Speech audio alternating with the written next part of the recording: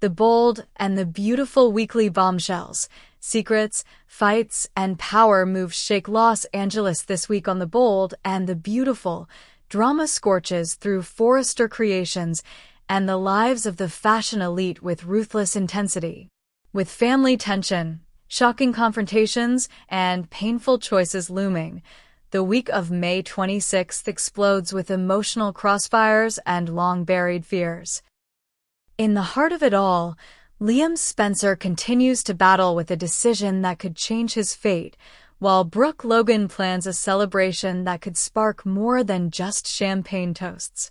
Meanwhile, Luna Nozawa finds herself tangled in a dangerous web that Sheila Carter seems all too eager to manipulate.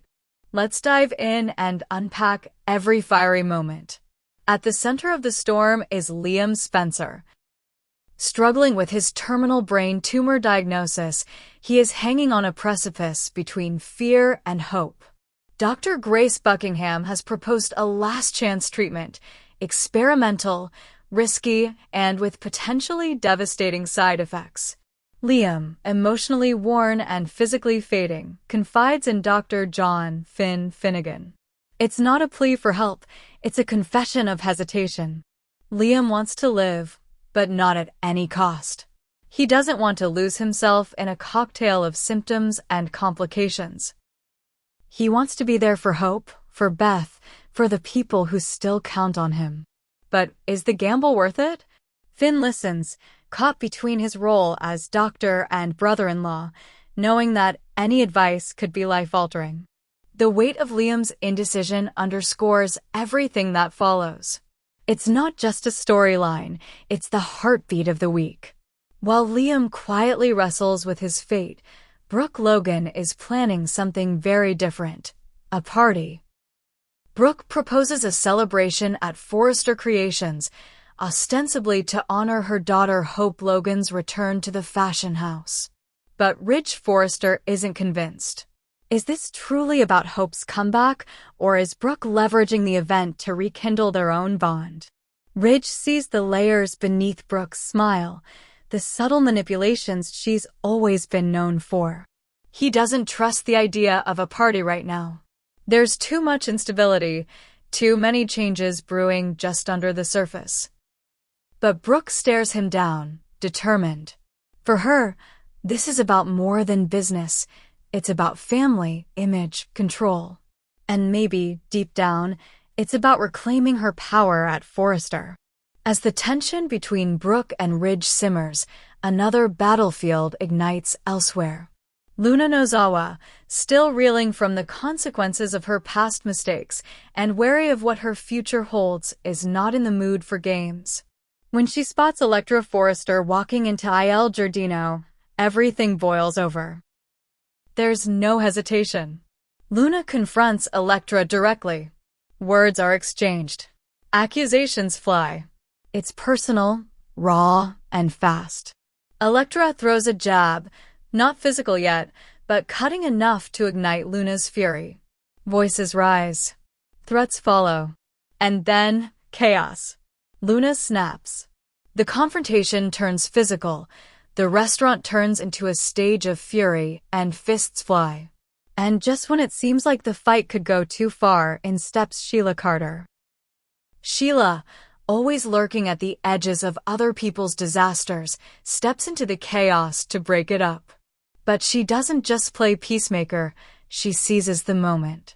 She sees something familiar in Luna's rage. A spark of recklessness. A glimpse of her younger self. And that terrifies her. For perhaps the first time in years, Sheila isn't focused on manipulation. She's worried. She warns Luna in the aftermath, "You're walking down the same road I did, and trust me, it leads nowhere good." Her solution? Luna needs to leave Los Angeles. Start fresh. Vanish before the darkness inside her grows. Sheila sees Luna spiraling, and she wants to stop it before it's too late. Whether it's sincere concern or an attempt to control Luna's future, the impact is undeniable. Luna, emotionally shaken but fiercely independent, takes the advice and flips it. Instead of running, she confronts her grandmother with her own offer, a counterproposal. She isn't ready to leave LA. She's not finished. Whatever mistakes she's made, whatever regrets haunt her, she wants to face them, not flee from them. She proposes her own path forward, one that keeps her in the game, in the family, and in control.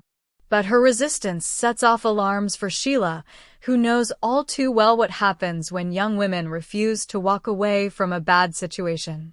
Luna's refusal might be brave, but it might also be reckless. Meanwhile, Electra isn't licking her wounds. She's plotting her next move. After being humiliated in public and dragged out of Il Giardino, she's not going to let Luna get the last word. There's history here, tension that goes beyond rivalry. Electra believes Luna is a threat not just to her personally, but to the Forrester name, to the legacy she's trying to build. This isn't over. Not by a long shot. Back at Forrester Creations, Ridge and Brooke continue to puzzle over a different mystery, Steffi Forrester's sudden shift in behavior. Steffi, once adamantly opposed to Hope Logan and everything she represented, is suddenly acting like an ally. She's supportive, cooperative, even dare they say friendly. Ridge notices it first. Brooke doesn't disagree. Something's off. Steffi's old grudges don't vanish overnight, especially not after everything with Liam and Thomas. Brooke suspects there's more to the story. Ridge considers the possibility that Steffi knows something she's not sharing. And if she's keeping secrets, who else might be involved? Elsewhere, Will Spencer makes a surprise return and turns to Katie Logan for advice. He's not the little boy fans once knew. He's grown, ambitious, and increasingly aware of the power dynamics around him. He sees the cracks in the Logan and Forrester families, and he wants to understand how to navigate the minefield. Katie, who has seen more than her fair share of heartbreak and betrayal, offers him guarded wisdom. But Will has his own ideas. He wants to carve out a place for himself. Whether that means aligning with his father Bill or forging a new path entirely remains to be seen. And through it all, one question lingers in the background. Did Carter Walton propose to Hope? The signs are pointing that way. Their chemistry has been undeniable, their closeness growing. Carter has been steady, patient, and available, everything Liam is not. But Hope, even as she accepts her new reality, can't shake the weight of Liam's condition. A proposal from Carter may be sincere, but it may also be premature. If Liam takes the treatment, if he survives, where will that leave her heart? The choice between Carter's stability and Liam's lingering hold could become the next emotional cliffhanger. As the week ends, no one is untouched. Liam must choose between life and quality of life. Luna must decide whether to stay and fight or run and start over. Ridge and Brooke inch closer to a truth they may not be ready for. Sheila Carter, ever the wild card, seems more concerned about someone else's future than her own. And the power plays, confrontations, and whispered secrets remind everyone that in the bold and the beautiful, nothing is simple, and no one is safe from the consequences of their choices. So what happens next? Will Liam accept the treatment and fight for his life?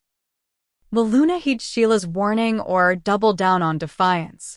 Will Brooke's party explode into scandal? Will Carter's proposal push Hope away or pull her in deeper? Will Ridge and Brooke finally uncover the truth behind Steffi's change of heart? And will the fight between Luna and Electra reignite into something far more dangerous? Only one thing is certain. In the world of the bold and the beautiful, the drama never stops, it only evolves. And this week, it's evolving into a storm that no one will escape. The bold and the beautiful, Taylor faces heartbreak as Ridge confesses his true feelings for Brooke in the latest chapter of The Bold and the Beautiful. Taylor Hayes finds herself in a familiar yet devastating place, abandoned emotionally, confused by love. and clinging to hope that was never hers to hold. Despite her belief that Ridge Forrester finally chose her, the truth is far more painful. Ridge can no longer deny where his heart truly lies, and that heart has never left Brooke Logan. As this emotional bomb detonates, it sends shockwaves through the canvas, exposing old wounds, unresolved resentments, and a triangle that has become less about love and more about damage, disappointment, and disillusion. From the outside, Taylor believed she had finally arrived at a place of stability. Ridge had returned to her, or so it seemed. He wasn't fighting. He was present, attentive. He said the right words. But for Taylor, it was more than that. She felt it. In her mind, Ridge choosing her meant redemption. It meant years of heartbreak, betrayal, and second-best status were finally over. But love in Los Angeles is never simple, and Ridge's calm demeanor was never about resolution. It was guilt. It was confusion. It was obligation. And now it's over. Ridge can't pretend anymore. His soul pulls him in one direction, and that direction points, as it always has, toward Brooke. He tries to explain it gently, tries not to hurt Taylor. But the truth has teeth. And as soon as he opens his mouth, they sink in. Taylor sees the signs before he even says it. She's a psychiatrist. She knows when someone's holding back. And Ridge, for all his softness, has a telltale hesitation in his eyes. He's not with her. He's near her. There's a difference, and Taylor sees it now. Still, the blow lands with ruthless precision. Ridge wants Brooke. Again. The pain is visceral. This isn't just about love lost. It's about identity. Taylor has spent years trying to prove she was the better fit, the more stable option. She fought through Ridge's mood swings, through his rebound choices, through Brooke's interference. She raised his children. She stood by him when Brooke burned bridges. And still, he runs back to the woman who's hurt him the most. It's not just a betrayal. It's a pattern. And for Taylor, it's a breaking point. Of course, fans of the bold and the beautiful have been vocal. Social media is on fire. Opinions are split, sharp, and emotional. One viewer writes, "Ridge is a piece of trash. I don't understand why either of these women want him.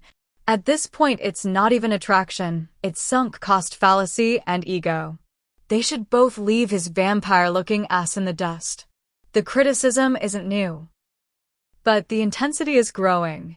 The show has spun the Ridge-Taylor-Brooke triangle for decades, but with this latest turn, fans are questioning whether any of it still holds emotional weight. Another fan puts it bluntly, Taylor talks a big game, but she's not buying her own lies. If she really believed she deserved better, she wouldn't be following Brooke around like a private investigator trying to prove Ridge loves her. The critique is harsh but accurate. Taylor's need for validation is showing more than ever, and it's costing her dignity. She wants to be chosen, but not just by default. And the reality is, it's always been by default. When Ridge is mad at Brooke, when he's lost in his own emotional chaos, he runs to Taylor. But he never stays. Ridge's guilt is palpable. He tries to frame his decision as clarity. "I can't fight what's in my heart," he says. But it's cowardice masked as love. He waited until Taylor was fully invested before pulling the rug out. And now, as she stands there, holding the pieces of another broken dream, she has to swallow every promise, every intimate moment, every whispered, "This time is different." It wasn't. It never is. The comments continue. "I don't think Ridge ever actually loved Taylor the way he loved Brooke," another user writes. "It was always more of a 'you're good for me' than a 'you're what I want.'" That analysis stings because it rings true. Ridge treats Taylor like a safe harbor, but Brooke is the storm he keeps sailing into.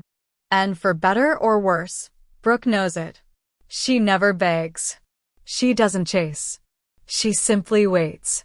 Because she knows Ridge will always return. This is not a redemption arc for anyone. It's not romantic. It's tragic. Taylor's heartbreak isn't just about Ridge. It's about every time she convinced herself that being patient, kind, and loyal would finally get her the love she deserves. But Ridge doesn't operate that way. He follows his instincts, not logic. And his instincts have always been coded in Brooke's voice, Brooke's touch, Brooke's chaos. And then there's the emotional aftermath. Taylor doesn't scream. She doesn't slap him. She retreats. Quiet. Numb. She has to care for her own heart now, and that might be the hardest task of all. Because what's left when you finally admit you've been lying to yourself? What's left when the man you waited for, fought for, raised children with, never truly chose you? Not then, not now, not ever. What's left is shame, humiliation, and the long, silent realization that maybe the person you need to walk away from isn't Ridge, but the version of yourself that ever needed him. This isn't the first time Ridge broke Taylor's heart. But this time, it cuts deeper. Because for the first time, Taylor believed it might actually last. She let herself hope. She dropped her guard. And Ridge didn't just walk away, he unraveled her trust in herself. And that's the real wound. Meanwhile, Brooke stands steady. Not smug, not malicious. Just there. Because she knows the endgame. She's played this out before. And for all her flaws, she never pretends to be something she's not. That honesty, however flawed, is what Ridge always comes back to. As the show teeters on the edge of yet another emotional reset, the big question remains, what does Taylor do now? Does she pick up the pieces and build something new? Or does she spiral, searching for closure that Ridge will never give her? And what about Ridge? Does he even understand the damage he's caused?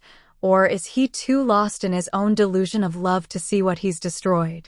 Fans are demanding change. They're tired of the triangle. They want Taylor to finally move on. To stop bleeding for a man who sees her as a contingency plan. And perhaps, for the first time, Taylor will do just that. Maybe the heartbreak was necessary. Maybe this is the beginning of Taylor finally reclaiming her story. Because Ridge didn't choose her, and that may be the best thing that ever happened to her. But make no mistake, this wound will scar. And if Ridge thinks he can swing back to Taylor once things with Brooke unravel again, he may find that the woman he once took for granted has finally learned to say no. The bold and the beautiful may love its triangles, but it's time for new lines to be drawn. And as Taylor walks away from Ridge, bleeding but not broken, maybe the boldest thing she can do is never look back.